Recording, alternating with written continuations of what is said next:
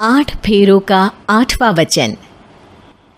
स्वाति ने इसी साल शहर की कॉलेज से पढ़ाई पूरी की है और अब उसके लिए जगह जगह से रिश्ते आने लगे हैं।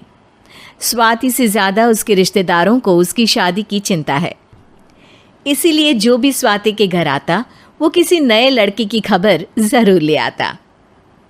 अरे दीदी, ये फोटो देख के बताओ कैसा है।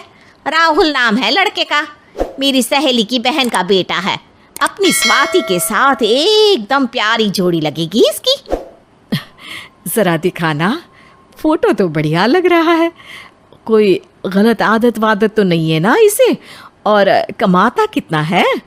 अरे कोई गलत आदत नहीं है दीदी, आप कहो तो एक मीटिंग करवा देती हूँ, फिर सब कुछ फाइनल कर लेना। हाँ, ये सही कह रही हो तुम। संडे को स्वाति के पापा भी घर पे ही रहेंगे। बुआ फिर वहाँ से चली जाती है और रात को स्वाति की माँ उससे कहती है, स्वाति बेटा, आज कमला बुआ ने एक लड़के की फ़ोटो दिखाई है। संडे को वो लोग मिलने आ रहे हैं, तैयार हो ना तुम बेटा। अरे मम्मी, आप कहाँ कमला बुआ के चक्कर में आ जाती हो? अभी इतनी जल्दी कोई शादी वादी नहीं करनी है मुझे। अरे बेटा, अच्छा लड़का है, बुआ जानती है उसे अच्छे से। हाँ स्वाति बेटा, एक बार मिल तो लो, बाद में देखेंगे आगे क्या करना है। वैसे तो कमला रिश्ता लाई है तो मना करने का तो कोई सवाल ही नहीं उठता। संडे की सुबह होती है और कमला बुआ राहुल और उसके मम्मी पापा को लेकर स्वाति के घर आती है। अरे आइए आइए भाभी, इसे अपना ही घर समझिए, इनसे मिलिए। ये मेरे भैया और ये मेरी भाभी हैं। नमस्ते भाभी जी, ये है हमारा लड़का राहुल, सरकारी नौकरी की तैयारी कर रहा है ये। वैसे आपकी बेटी कहाँ है? अरे स्वाति बेटा, बाहर आ जाओ। वैसे कितनी पढ़ाई की है स्वाति ने?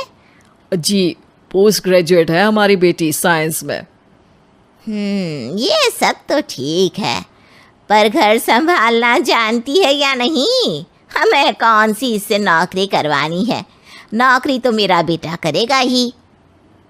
पर मैंने इतनी पढ़ाई की है और आप चाहती हैं कि मैं घर पर ही बैठी रहूं? अरे स्वाति बेटा, ये बड़ों की बात में तुम कहाँ बोल पड़ी? हम सब देख लेंगे क्या करना है क्या नहीं। हम तो इसी बात में विश्वास करते हैं कि घर के लड़कियां घर में ही रहे तो ज़्यादा अच्छा रहता है। वरना भाई साहब, आप तो आजकल के हाल जानते ही हैं, कितनी घटनाएं होने लगी हैं औरतों के खिलाफ। स्वाति बेटा, रसोई का काम तो पूरा जानती हो ना? शादी के बाद तुम्हें ही संभालना है वो सब। अरे बहुत अच्छा खाना बनाती है ये, आप सब लोग इसकी तारीफ करते नहीं थकेंगे। लो भाई, हो गई मीटिंग, अब शादी की तारीख फाइनल कर लेते हैं, क्यों भैया? भाई, हम तो पंडित जी से चर्चा करने के बाद ही तारीख फाइनल करेंगे। सालों से हम उनकी बातें मानते हुए आ रहे हैं।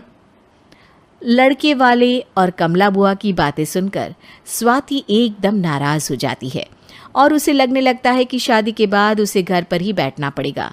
लेकिन घर वालों के आगे उसकी एक नहीं चलती और उसे शादी के लिए हाँ कहना पड़ता है। शादी का दिन आ जाता है और सब मंडप में जमा होते हैं।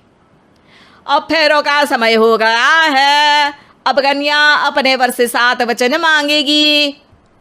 आप किसी धार्मिक आयोजन में जाए तो मुझे भी ले जाएंगे। आप मेरे माता पिता का भी बराबरी से सम्मान करेंगे, हमेशा मेरा साथ निभाएंगे। आपको दोनों परिवार की जिम्मेदारियां बखूबी निभानी होगी। हर ज़रूरी बात में मेरी भी राय लेंगे। आप सभी गलत आदतों से दूर रहेंगे। आप मेरे अलावा किसी और औरत से कोई गलत संबंध नहीं बांधेंगे। ये 7 वचन पूरे हुए, वर क्या तुम्हें ये सारे वचन मंजूर है? जी हाँ पंडित जी, मैं सारे वचन अच्छी तरीके से निभाऊंगा। अरे वाह वाह, बढ़िया तरीके से सब काम संपन्न हो गया।